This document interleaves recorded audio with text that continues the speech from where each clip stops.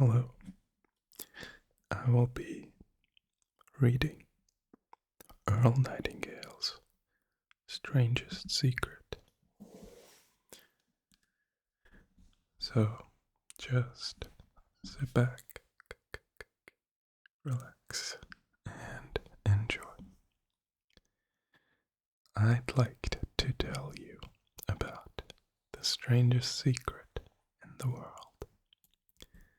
Not long ago, Albert Schweitzer, the great doctor and Nobel Prize winner, was being interviewed in London, and a reporter asked him, "Doctor, what's wrong with men today?"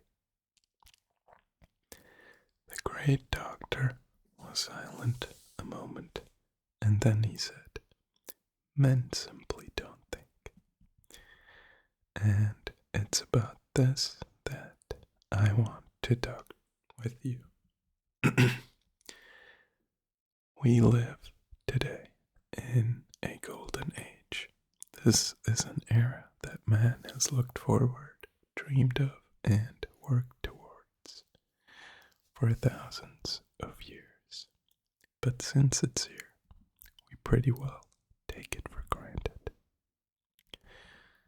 We in America are particularly fortunate to live in the richest land that ever existed on the face of the earth, a land of abundant opportunity for everyone.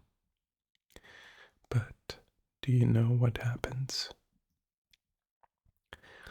Let's take 100 men who start even at the age of 25. Do you have any idea what will happen to those men by the time they are 65? These 100 men who all start even at the age of 25 believe that they're going to be successful. If you asked any of these men if he wanted to be a success, he'd tell you that he did, and you'd notice that he was eager toward life, that there was a certain sparkle to his eyes, an erectness to his carriage, and life seemed like a pretty interesting adventure to him. But by the time they're 65, 1 will be rich, 4 will be financially independent, 5 will still be working, 54 will be broke. Now, think a moment. Out of the 100, only 5 make the grade. Why do so many fail? What has happened to the sparkle that was there when they were 25? What's become of the dreams, the hopes, the plans? And why is there such a large disparity between what these men intended to do and what they actually accomplished? When we say about 5% achieve success, we have to define success. And here's the definition I've ever been able to find. Success is the progressive realization of a worthy ideal. If a man is working toward a predetermined goal and knows where he's going, that man is a success. If he's not doing that, he's a failure. Success is the progressive realization of a worthy ideal. Rollo May, the distinguished psychiatrist, wrote a wonderful book called Man's Search for Himself. In this book, he says the opposite of courage in our society is not cowardice, it is conformity. And there you have the trouble today.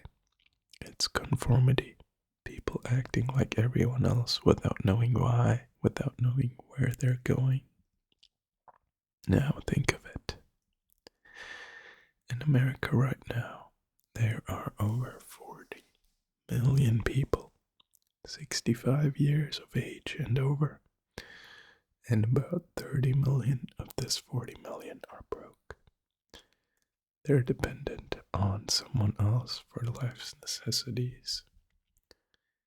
Now we learn to read by the time we're 7. We learn to make a living by the time we're 25. Usually, by that time, we're not only making a living, we're supporting a family. And yet,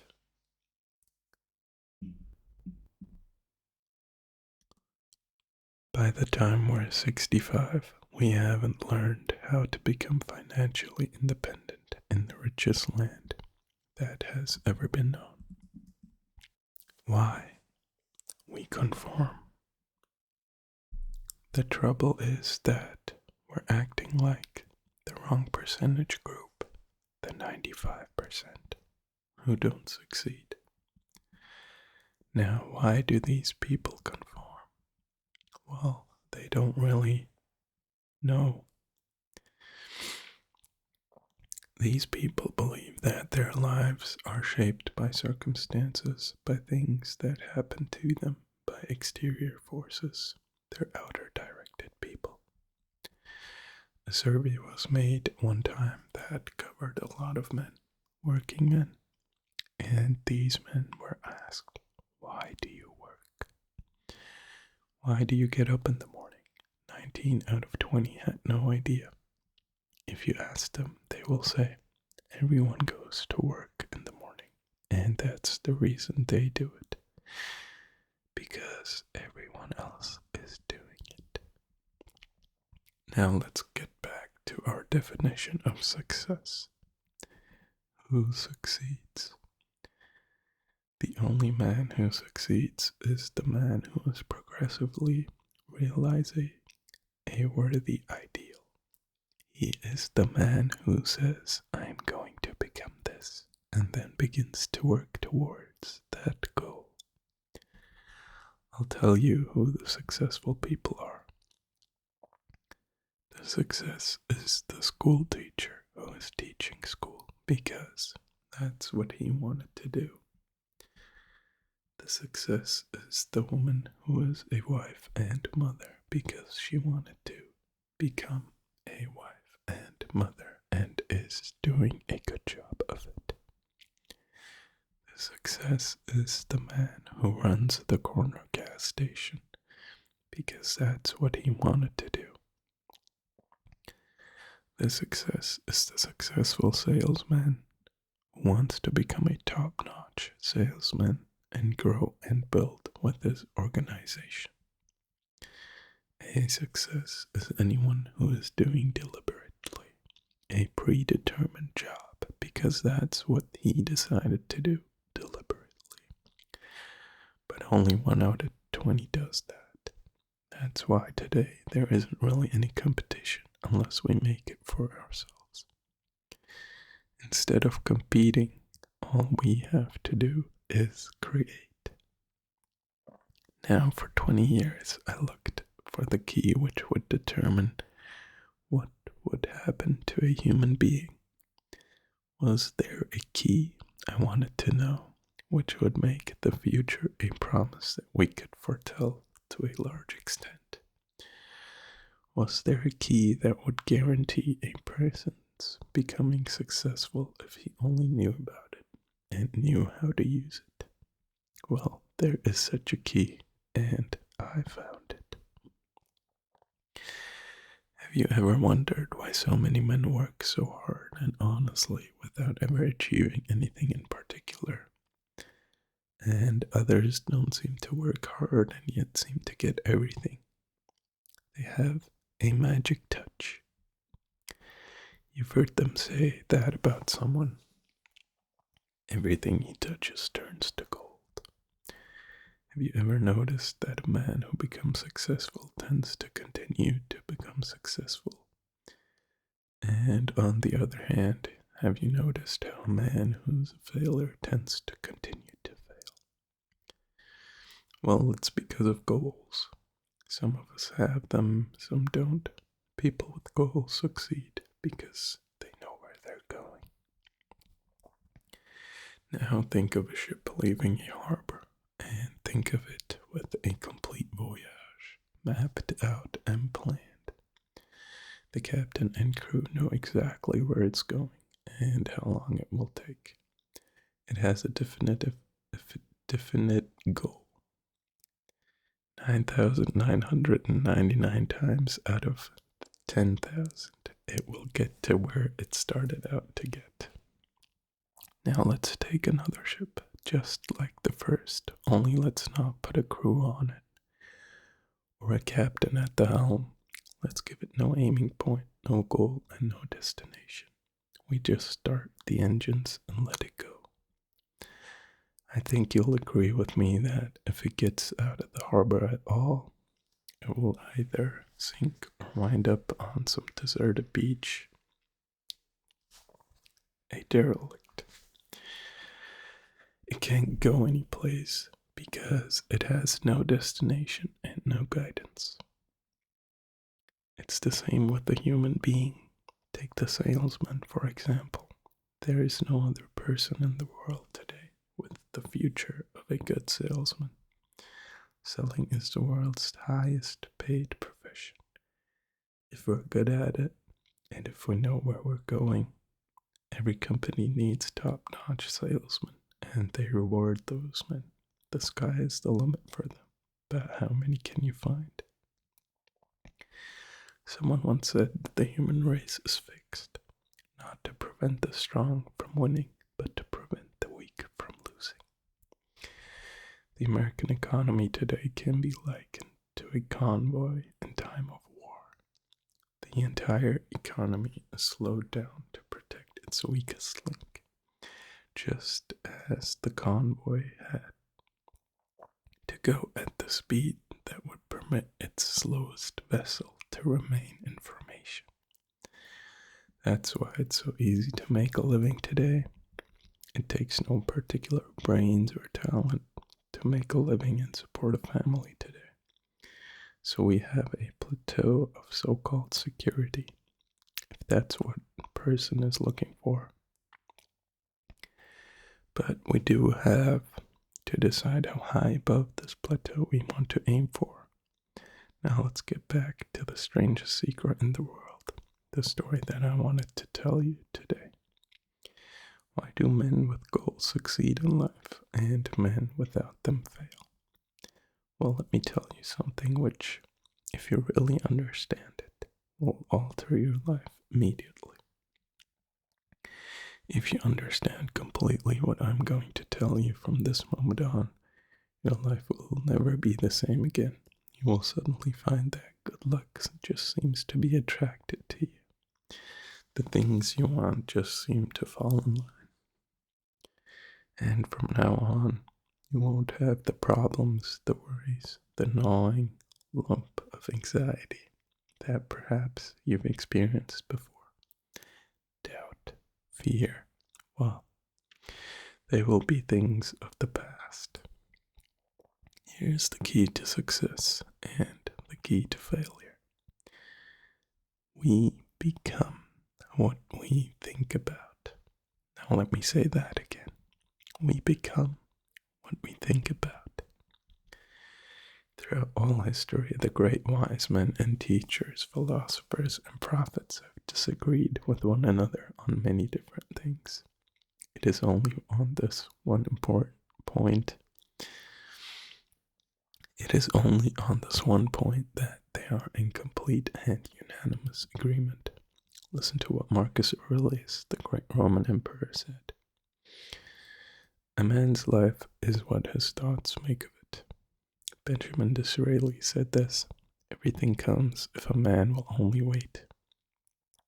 I've brought myself by long meditation to the conviction that a human being with a settled purpose must accomplish it.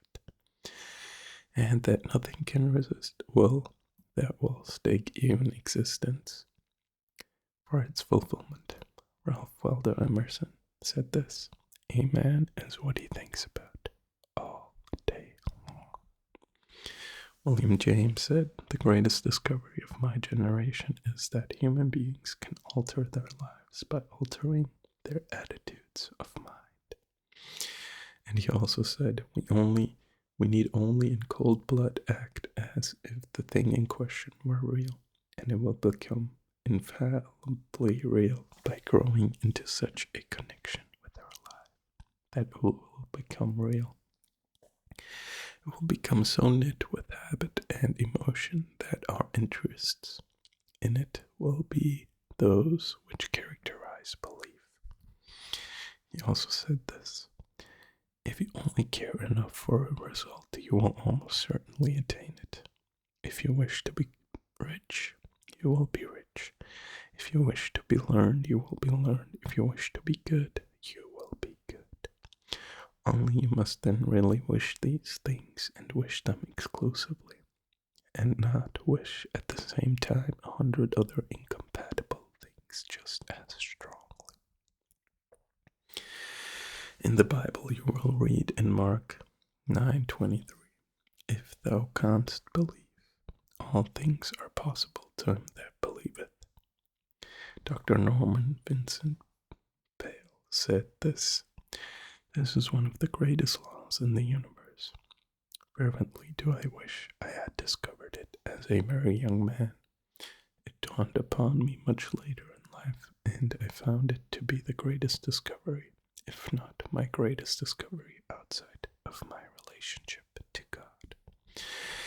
And the great law, briefly and simply stated, is that if you think in negative terms, you will get negative results. If you think in positive terms, you will achieve positive results. That is the simple fact which is at the basis of an astonishing law of prosperity and success. In 3 words: believe and succeed. William Shakespeare put it this way: our doubts are traitors and make us lose the good we oft might win by fearing to attempt. George Bernard Shaw said, people are always blaming their circumstances for what they are. I don't believe in circumstances. The people who get on in this world are the people who get up and look for the circumstances they want. And if they can't find them, make them. Well, it's pretty apparent, isn't it? And every person who discovered this for a while believed that. He was the first one to work it out. We become what we think about. Conversely, the man who has no goal, who doesn't know where he is going, and whose thoughts must therefore be thoughts of confusion, anxiety, fear, and worry, becomes what he thinks about. His life becomes one of frustration, fear, anxiety, and worry. And if he thinks about nothing, he becomes nothing. Now, how does it work? Why do we become what we think about? Well, I'll tell you how it works as far as we know. Now, to do this, I want to tell you about a situation that parallels the human mind. Suppose a farmer has some land, and it's good fertile land. Now the land gives the farmer a choice. He may plant in that land whatever he chooses. The land doesn't care. It's up to the farmer to make the decision. Now remember, we are comparing the human mind with the land because the mind, like the land, doesn't care what you plant in it. It will return what you plant, but it doesn't care what you plant. Now let's say that the farmer has 2 seeds in his hand. One is a seed of corn. The other is nightshade, a deadly poison. He digs 2 little holes in the earth and plants both seeds. One corn, the other nightshade. He covers up the holes, waters, and takes care of the land. And what will happen? Invariably, the land will return what is planted, as it's written in the Bible, as you sow, so shall you reap. Remember, the land doesn't care. It will return poison in just as wonderful abundance as it will corn. So up come the two plants, one corn, one poison. Now, the human mind is far more fertile, far more incredible and mysterious than the land, but it works the same way. It doesn't care what we plant, success, failure, a concrete worthwhile goal, or confusion, misunderstanding, fear, anxiety, and so on. But what we plant, it will return to us. You see, the human mind is the last great unexplored continent on the earth. It contains riches beyond our wildest dreams. It will return anything we want to plant. Now you might say, well, if that's true, why don't people use their minds more? Well, I think they've figured out an answer to that one too. Our mind comes as standard equipment at birth. It's free. And things that are given to us for nothing, we place little value on. Things that we pay money for, we value.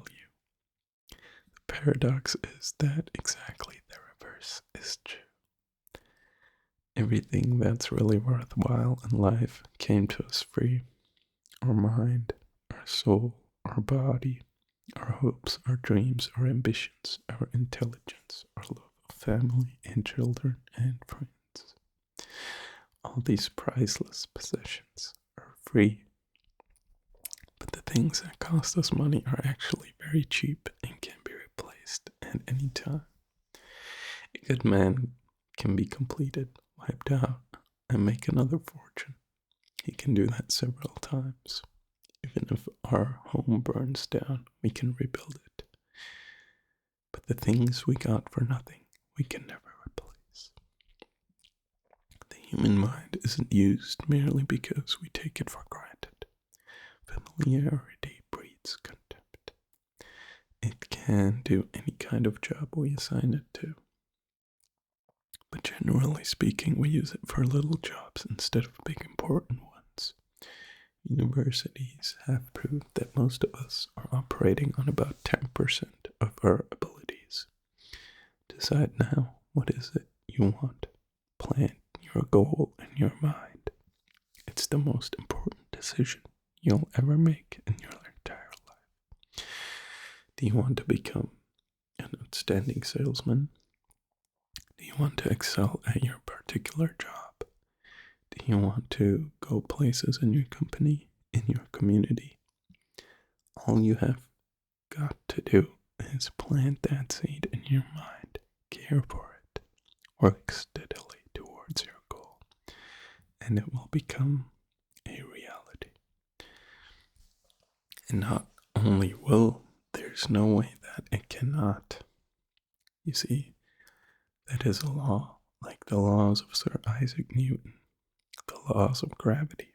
If you get on top of a building and jump off, you'll always go down. You'll never go up. And it's the same with all the other laws of nature. They always work. They are inflexible. Think about your goal in a relaxed, positive way. Picture yourself in your mind's eye as having already achieved this goal. See yourself doing the things you will be doing when you have reached your goal. Ours is being called the phenobarbital age, the age of ulcers and nervous breakdowns, at a time when medical research has raised us to a new plateau of good health and longevity. Far too many of us worry ourselves into an early grave, trying to cope with things in our own little personal ways, without learning a few great laws that will take care of everything for us. These things we bring on ourselves through our habitual way of thinking. Every one of us is the sum total of his own thoughts. He is where he is because that is exactly where he really wants to be, whether he will admit that or not. Each of us must live off the fruit of his thoughts in the future, because what you think today and tomorrow, next month and next year, mold your life and determine your future.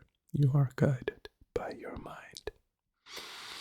I remember one time I was driving through Arizona and I saw one of those giant earth-moving machines roaring along the road at about 35 miles an hour with what looked like 30 tons of dirt in it. A tremendous, incredible machine. And there was a little man perched way up on top with the wheel in his hands guiding it. And as I drove along, I was struck by the similarity of that machine to the human mind. Just suppose you are sitting at the controls of such a vast source of energy. Are you going to sit back and fold your arms and let it run itself into a ditch? Or are you going to keep both hands firmly on the wheel and control and direct this power to a specific, worthwhile purpose? It's up to you. You are in the driver's seat. You see, the very law that gives us success is a two-edged sword. We must control our thinking. The same rule that can lead to a man to a life of success, wealth, happiness, and all the things he has ever dreamed of for himself and his family. That very same law can lead him into the gutter. It's all in how we use it, for good or for bad. This is the strangest secret in the world. Now, why do I say it's strange, and why do I call it a secret? Actually, it isn't a secret at all. It was first promulgated by some of the earliest wise men, and it appears again and again throughout the Bible. But very few people have learned it, understand it. That's why it's strange, and why, for some equally strange reason, it virtually remains a secret.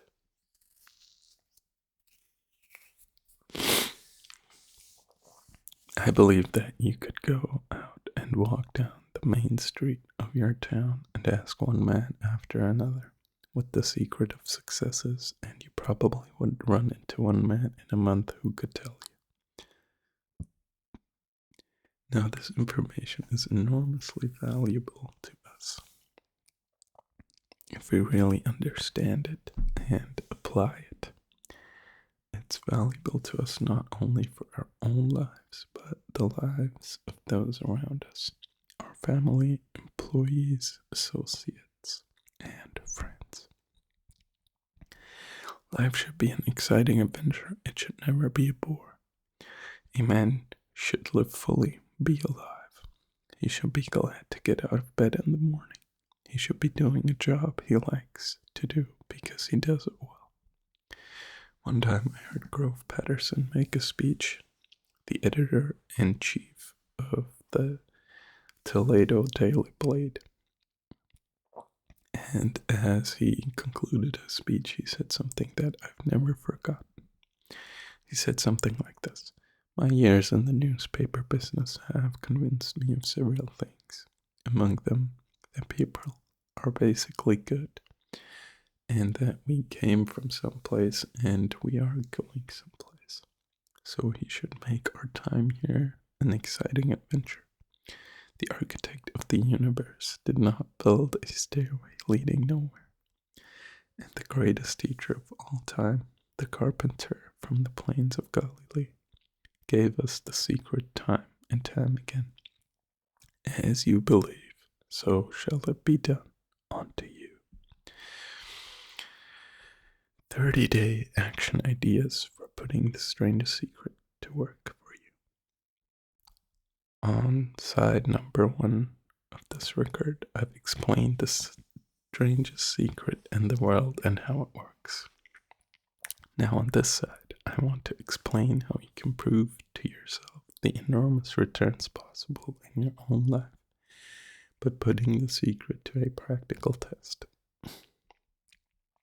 I want you to make a test that will last 30 days. Now, it isn't going to be easy, but if you will give it a good try, it will completely change your life for the better.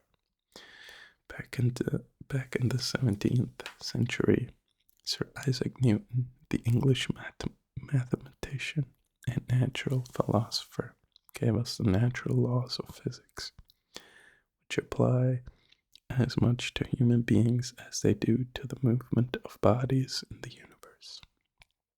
And one of these laws is that for every action, there is an equal and opposite reaction. Simply stated, as it applies to you and me, means we can achieve nothing without paying the price. The results of your 30-day experiment will be in direct proportion to the effort you put in. To be a doctor, you must pay the price of long years of difficult study. To be successful in selling, and remember that each of us succeeds to the extent of his ability to sell. Selling our families on our ideas, selling education in schools, selling our children on the advantages of living a good and honest life. Selling our associates and employees on the importance of being exceptional people.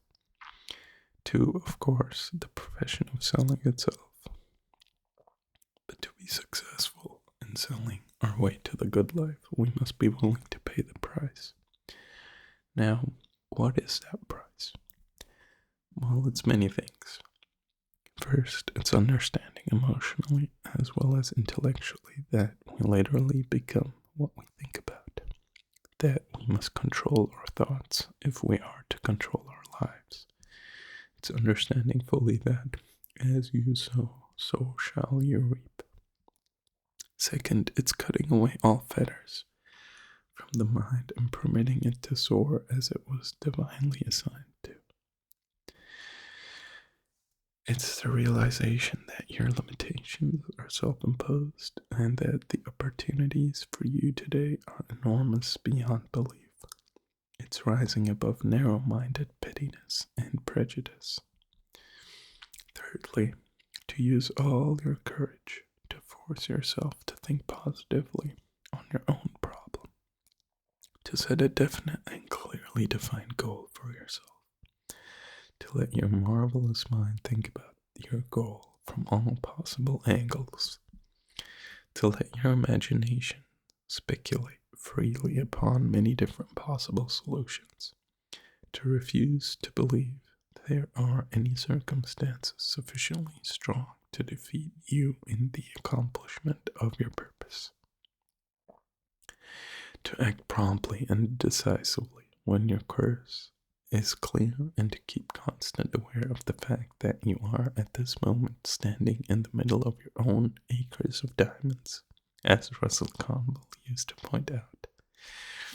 Fourth, save at least 10% of what you earn. It's also remembering that no matter what you present, your present job, it has enormous possibilities if you are willing to pay the price. Now let's go over the important points and the price each of us must pay to achieve the wonderful life that can be ours. It is, of course, worth any price. 1. You will become what you think about. 2. Remember the word imagination and let your mind soar. 3. Courage. Concentrate on your goal every day. 4. Save 10% of what you earn. And action. Ideas are worthless unless we act on them. Now I'll try to outline the 30-day test I want you to make. Now keep in mind that you have nothing to lose by making this test and everything you could possibly want to gain. There are 2 things that may be said of everyone. 1, each of us wants something, and 2, each of us is afraid of something. I want you to write on a card what it is you want more than anything else. It may be more money. Perhaps you'd like to double your income or make a specific amount of money. It may be a beautiful home. It may be success at your job. It may be a particular position in life. It could be a more harmonious family. Each of us wants something. Write down on your card specifically what it is that you want. Make sure it's a single goal and clearly defined. You needn't show it to anyone, but carry it with you so that you can look at it several times a day. Think about it in a cheerful, relaxed, positive way each morning when you get up, and immediately you have something to work for, something to get out of bed for, something to live for. Look at every chance you get during the day and just before going to bed at night. As you look at it, remember that you must become what you think about. And since you're thinking about your goal, you realize that soon it will be yours. In fact, it's really yours the moment you write it down and begin to think about it. Look at the abundance all around you as you go about your daily business. You have as much right to this abundance as any living creature. It is yours for the asking. Now we come to the difficult part. Difficult because it means the formation of what is probably a brand new habit. New habits are not easily formed. Once formed, however, it will follow you for the rest of your life. Stop thinking about what it is you fear. Each time a fearful or negative thought comes into your consciousness, replace it with a mental picture of your positive and worthwhile goal. And there will come times when you'll feel like giving up. It's easier for a human being to think negatively than positively. That's why only 5% are successful. You must begin now to place yourself in that group. For 30 days, you must take control of your mind. It will think only about what you permit it to think about. Each day for this 30-day test, do more than you have to do. In addition to maintaining a cheerful, positive outlook, give yourself more than you have ever done before. Do this knowing that your returns in life must be in direct proportion to what you give. The moment you decide on a goal to work toward, you immediately are a successful person. You are then in that rare and successful category of people who know where they're going. Out of every 100 people, you belong to the top 5. Don't concern yourself too much with how you are going to achieve your goal. Leave that completely to the power greater than yourself. All you have to do is know where you're going. The answers will come to you of their own accord. Remember these words from the Sermon on the Mount and remember them well. Keep them constantly before you. This month of your test. Ask, and it shall be given you. Seek, and you shall find. Knock, and it shall be opened unto you. For everyone that asketh receiveth, and he that seeketh findeth, and to him that knocketh it shall be opened. It's as marvelous and as simple as that. In fact, it's so simple that in our seemingly complicated world, it's difficult for an adult to understand that all he needs is a purpose and faith. For 30 days, do your very best. If you are a salesman, go at it as you have never done before. Not in a hectic fashion, but with the calm and cheerful assurance that time well spent will give you the abundance and return you deserve and want.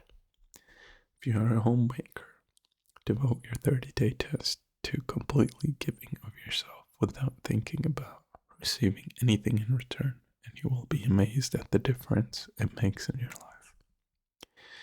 No matter what your job is, do it as you have never done it before for 30 days, and if you have kept your goal before you every day, you will wonder and marvel at this new life you have found.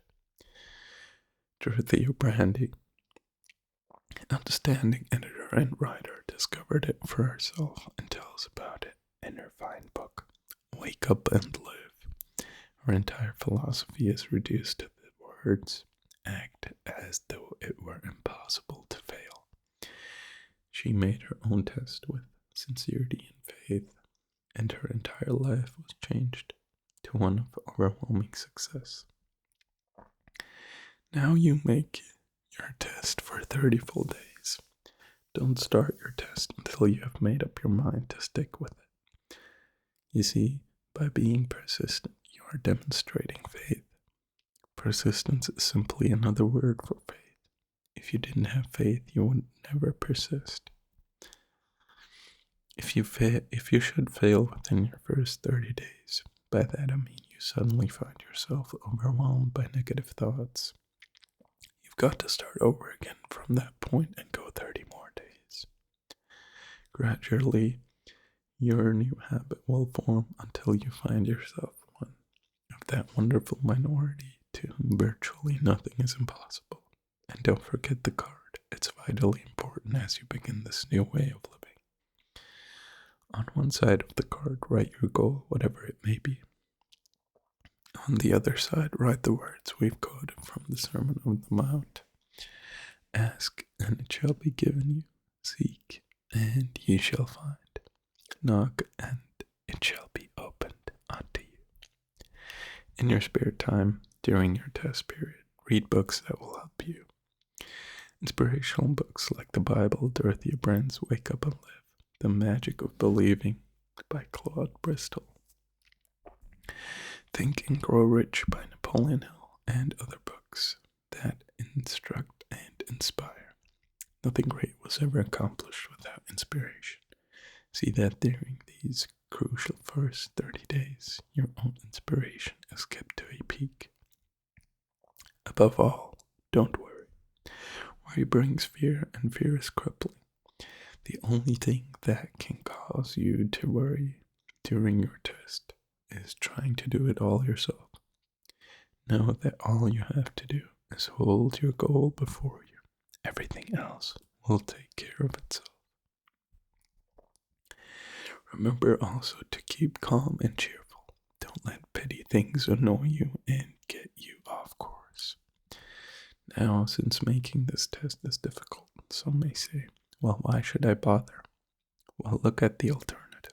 No one wants to be a failure. No one really wants to be a mediocre individual. No one wants a life constantly filled with worry, fear, frustration. Therefore, remember that you must reap that what you sow. If you sow negative thoughts, your life will be filled with negative things. If you sow positive thoughts, your life will be cheerful, successful, and positive. Now, gradually, you will have a tendency to forget what you have heard on this record. Play it often. Keep reminding yourself of what you must do to form this new habit. Gather your whole family about and listen to what has been said here in regular intervals. You know, most men will tell you that they want to make money without understanding the law. The only people who make money work in a mint. The rest of us must earn money. This is what caused those who keep looking for something for nothing or a free ride to fail in life. The only way to earn money is by providing people with services or products which are needed and useful. We exchange our product or service for the other man's money. Therefore, the law is that our financial return will be in direct proportion to our service. Success is not the result of making money. Making money is the result of success, and success is in direct proportion to our service. Most people have this law backwards. They believe that you are successful if you earn a lot of money. The truth is that you can only earn money after you are successful. It's like the story of a man who sat in front of the stove and said to it, "Give me heat, and then I'll add the wood." How many men and women do you know, or do you suppose there are today who take the same attitude toward life? There are millions. We've got to put in the fuel in before we can expect heat. Likewise, we've got to be of service first before we can expect money. Don't concern yourself with the money. Be of service, build, work, dream, create. Do this, and you'll find there is no limit to the prosperity and abundance that will come to you. Prosperity is founded upon a law of mutual exchange. Any person who contributes to prosperity must prosper in turn himself. Sometimes the return will not come from those you serve, but it must come to you from some place, for that is the law. For every action there is an equal and opposite reaction. As you go daily through your 30-day test period, remember that your success will always be measured by the quality and quantity of service you render, and money is a yardstick for measuring the service. No man can get rich himself unless he enriches others. There are no exceptions to a law. You can drive down any street in America and from your car estimate the service that is being rendered by the people living on that street. Have you ever thought of this yardstick before? It's interesting. Some, like ministers, priests, and other devoted people, measure their returns in the realm of the spiritual. But again, their returns are equal to their service. Once this law is fully understood, any thinking person can tell his own fortune. If he wants more, he must be of more service to those from whom he receives his return. If he wants less, he has only to reduce his service. This is the price you must pay for what you want.